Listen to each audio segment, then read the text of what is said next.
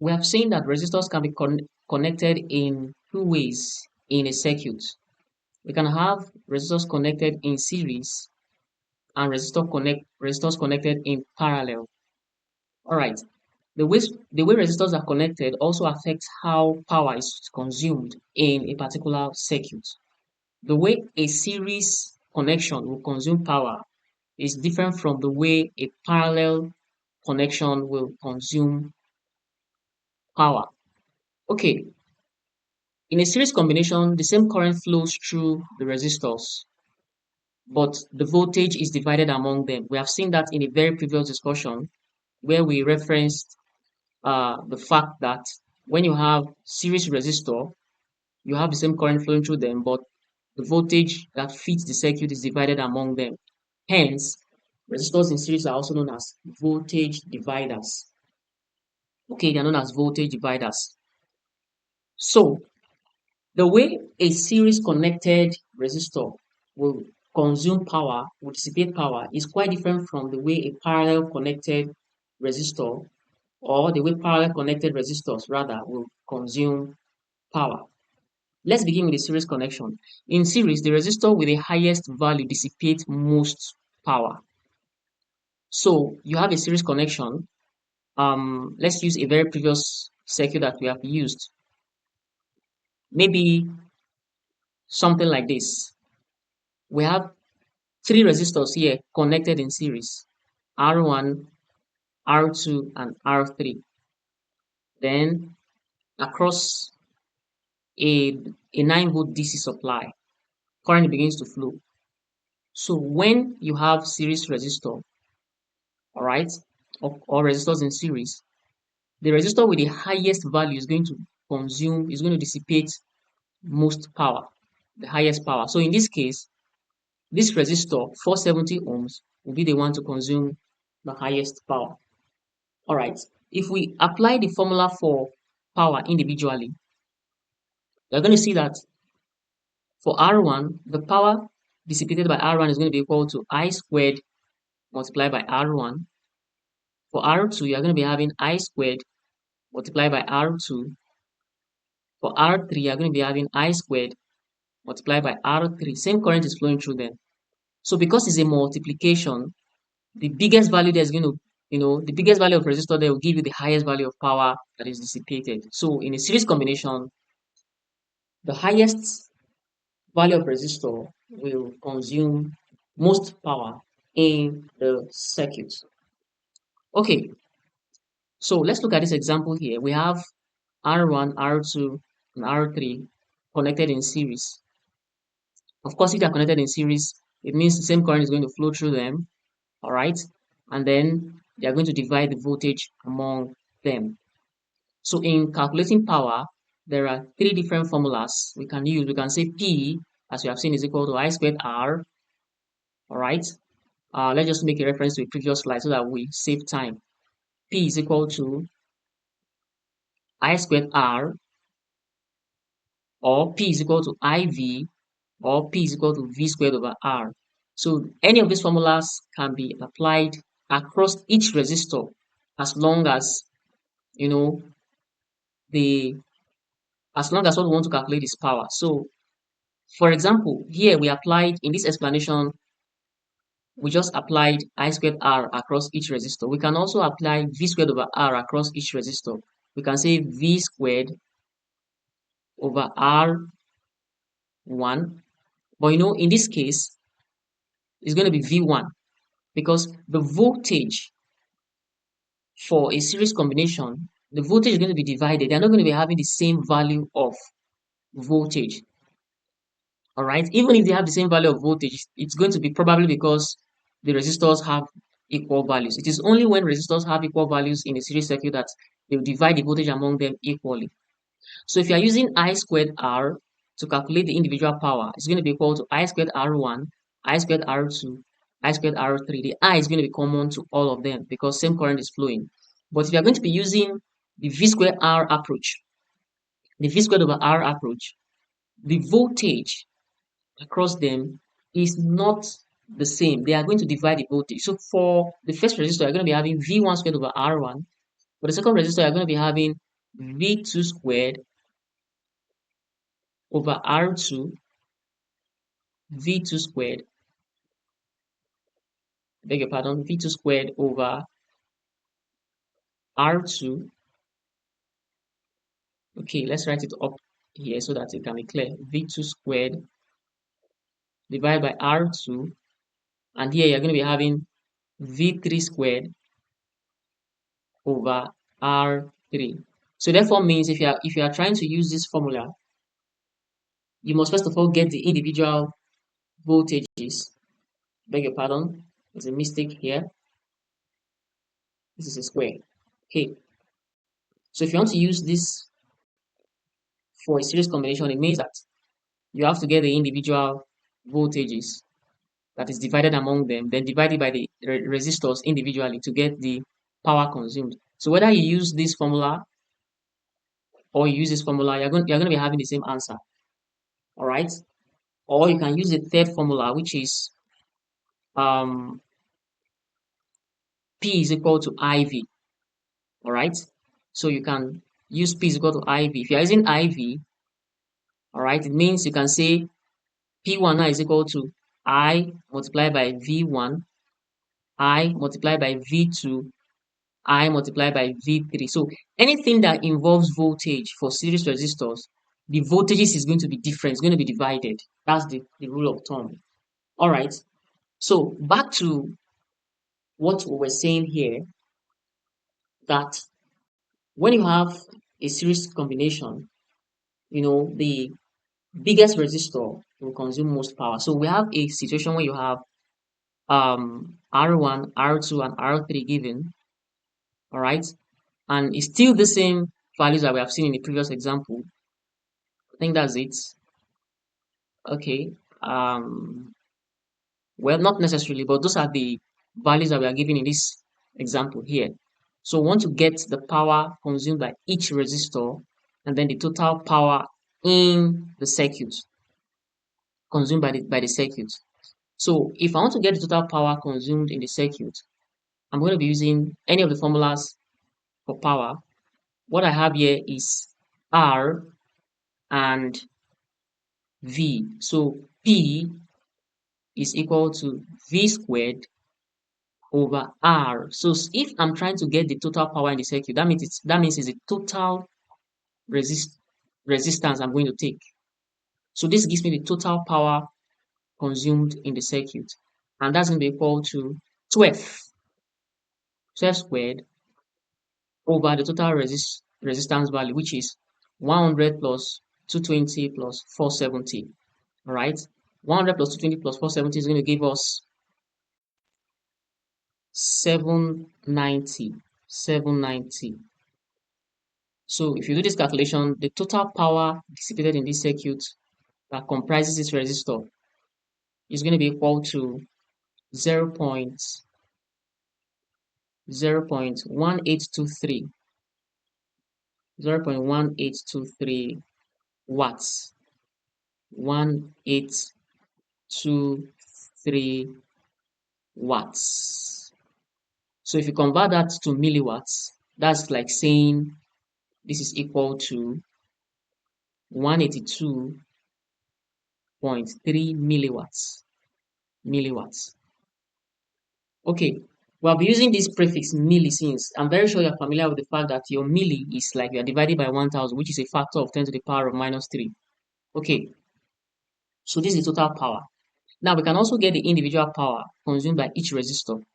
For us to be sure that our calculations are right, by the time we take the individual power, applying the power formula to each resistor in series, and add it up, we're going to be having something approximately equal to this. Okay, so how do we get the power for the first resistor R1 now? Since we are dealing with the same current flowing through, it will be easier to use I squared R. All right, once we get the current through the circuit, the total current through the circuit, all right, we just multiplied by each resistor value to get the power dissipated by each resistor. But if we want to use V squared over R. That means we have to get the voltages divided first and then begin to divide it by the resistance value. So that's like a longer route. All right. So for resistors in series, if you want to get the individual power dissipated, it is faster to just get the total current. All right. And then multiply by each of the resistance value. So it will be easier for us to first of all get the total current. It's more straightforward that way. Right. So getting the total current in a circuit, we are going to apply Ohm's law, which states that V is equal to IR. That means I is going to be equal to V over the total resistance RT. So I is going to be equal to 12 over the total resistance 100 plus 220 plus 470. That's going to give us 790 ohms. I beg your pardon. So by the time you do this calculation, you're going to be having 15.19 milliamperes or 0.1519 amperes. All right, 0.1519 amperes. Let's write that clearly. 1519 amperes, which is equivalent to 0.0, I beg your pardon. So that's going to be equal to 15.19 milliamperes. Usually, if your current value is very small, okay, lower than 1, all right, it is advisable to just put it in milliamperes. If it is very large, you can put it in other units. Okay, so we have gotten the total current flowing through the circuit. So if we multiply that total current by each resistor value now, we're going to be having the power dissipated by each resistor, and that's what is done on this presentation here. You can see that I squared multiplied by R1 gives us this. Same thing goes for R2, gives us this, and then that for the third resistor gives us this. So this is the individual power dissipated by the resistors. All right, these values have been taken to milliwatts already by dividing by 1000 because they are usually small. They are small actually. All right. So if you have a very small value of wattage, you're having 0.0123 something like that watts. It is advisable you just put it divided by 1000 and put it in milliwatts. But if you now want to perform calculations, that milli, that factor of 10 to the power of minus 3 must be taken into consideration. All right. So that's the power consumed by the individual resistors in this example circuit. Okay, so if we now want to choose the individual resistors now, all right, the power rating for these resistors now, we will now have to apply the rating rule that we have seen previously, which states that the rated value you are going to choose should be at least 2 times the actual value that is calculated. So if I want to choose a 100 ohm resistor now, all right, I will go to the standard um, table for ratings. For the 100 ohms resistor, all right, the power dissipated is in this circuit is 0.023 watts, all right, 0.023, 0.023 watts. That is 23 point something milliwatts. Okay, I will have to now apply the derating rule. By the time I apply the derating rule, the derating rule states that the rated value I'm going to choose, right, must be at least 2 times the actual calculations that is done, the actual power that is consumed in the circuit. If I do that, 2 times this actual power now will be like 0.046 watts. If you multiply this by 2, you're going to be having 0.046 watts. That means the rated power I'm going to choose, P rated, should be at least 0.046 watts. So we now have to go to our standard table, all right, 0.046. So this is 0.1 to 1 over 8 is 0.125. It is still smaller. The rated value here is not up to. Likewise, this one is not up to. This one is not up. This one is 0.5. So 0.5 is greater than 0.046.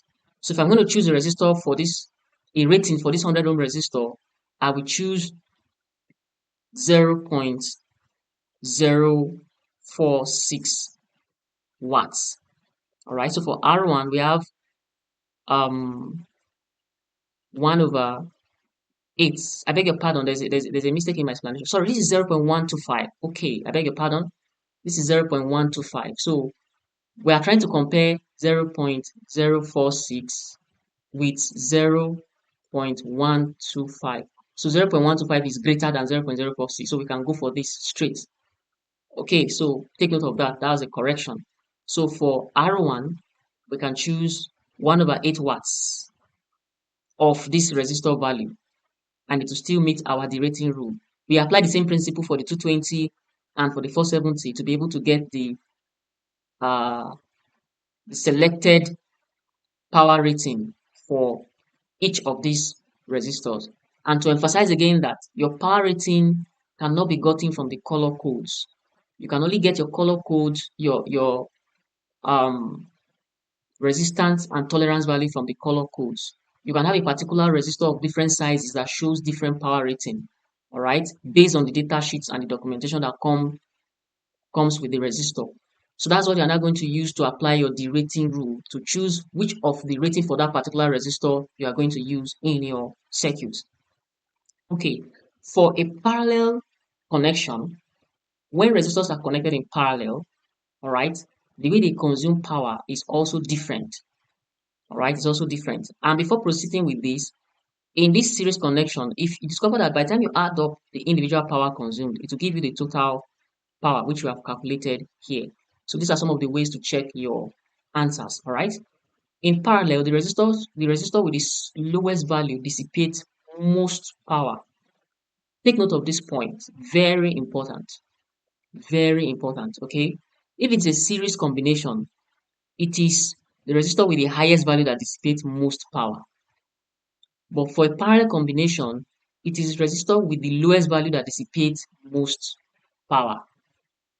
And recall that as a matter of um, um, as a matter that is noted, I beg your pardon, as it is worthy of note, for parallel circuits, they are going to be having the same voltage across them, V. All right, V is going to be the same across the resistors. So if we look at the previous parallel circuits that we have now, that we saw when we considered the different resistor schemes, connection schemes, this is a parallel combination. So this is R1, this is R2. Because they're in parallel, it doesn't matter whether they are 10, as long as they're in parallel, you're going to have the same voltage. You're going to be having the same voltage. So the voltage will be the same, but the current across them is going to be different. So I1, if I want to apply Ohm's law here, I can say that I1 will be equal to V over R1. V is common.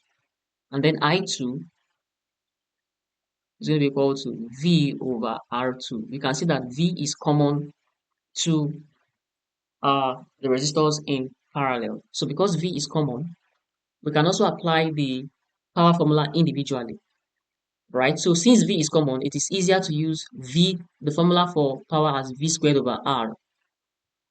So that means the power for the first resistor now, P1, is going to be equal to V squared over R1. And then power for the second resistor, V squared over R2. Since V is common to all the resistors, all right, it will be easier. We don't have to start calculating current repeatedly and then using the other formula I squared R. So it makes the calculation easier. Just like we have for series combination that using I squared R is easier because the same current is common to all the resistors. So in a parallel combination, the lowest resistor consumes most power, right, in the circuit. So following the same approach, by the time we look at this example that we have here, we still have the same values of resistors, not the same values of resistors, beg your pardon. For the previous example, what we have here was 470, 220, and 100. So this is not the same value of resistor. So let's take note of this. Okay, it's not the same value of resistor. So these are in parallel. If I want to get the power for the first resistor now, I will apply P1 as V squared over R1. Since they're in parallel, this V is common to all the resistors. If you apply that, you're going to be having the first power, the power through this first resistor, which is P1 now, or PR1, anyhow you want to denote it, is going to be equal to 1.2 watts. All right. Then for the second one, apply the same rule. You have 2.4 watts, and then you have 3.6 watts. So at the end of the day, the total power, when you add it, you're going to be having 7.2 watts. What you observe here is that the resistor that has the smallest value, which is 40 ohms, has the highest power consumed. Unlike for your series resistors, where you have the resistor that has the biggest value, which is 470 ohms, has the highest power consumption. So the smallest resistor for parallel has the highest power consumption. You also apply the derating rule as previously discussed to know which of the power rating for a particular resistor you are going to choose to satisfy this circuit based on the parameters that are provided. Okay, you can also apply the formula for power, for total power in the circuit. All right, P total power now, I can say P total, all right, total power is equal to V squared over total resistance, RT. All right, so these are parallel resistors. I will now apply 1 over RT is equal to 1 over R1 plus 1 over R2 plus 1 over R3 to get my total resistance. Once the RT is gotten and I plug it into this equation, remembering that the voltage is common to all the resistors, I'm going to have my total power, which is going to be the same thing as 7.2 watts. Okay, so that is that about how power is distributed in series and parallel circuits. Okay, now what happens when a resistor is overloaded? We stated that as a matter of um, caution, we apply the derating rule in choosing resistors. The reason for applying this derating rule is to avoid what we call overloading. Overloading. Overloading means you are trying to use the resistor beyond its capacity. So when you apply when you do not apply um, the rating rule, you are likely to overload the resistor. That is, you are going to be using it for something beyond its capacity. All right. And for safe operation, the rating rule states that we should not consume more than 50%.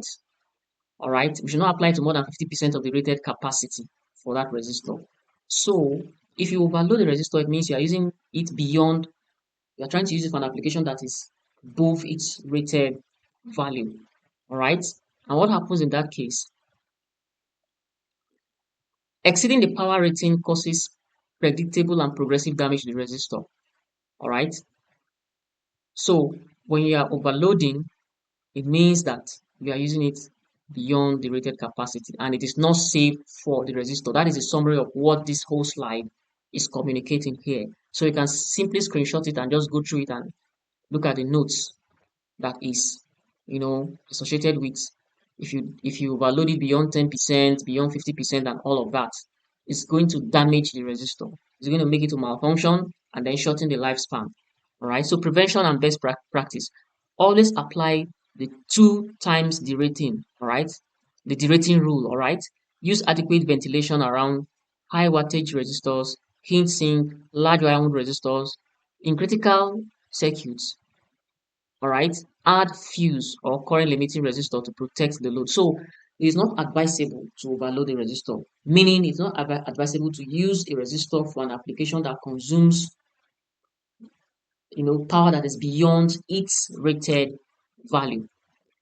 Okay, so the takeaways here is that resistors converts electrical energy into heat energy. All right. This power dissipation is measured in watts. Three formulas we have seen, P is equal to IV, I squared R, V squared over R, can be used. So anyone that is available based on the parameters you are given can be used to calculate power. Always apply the derating rule to choose a safe operating range for the resistor. Alright, so in a series circuit, the largest resistor dissipates the highest amount of power. Alright, and then in a parallel circuit, the smallest resistor dissipates the highest amount of power. When you overload the resistor, what happens is that the resistor begins to misbehave. Overloading means you are using it beyond its capacity, its rated capacity, and it is not good for the resistor. It can damage the resistor, the drifting can happen, and a lot of things can happen that will make the circuit not to function properly.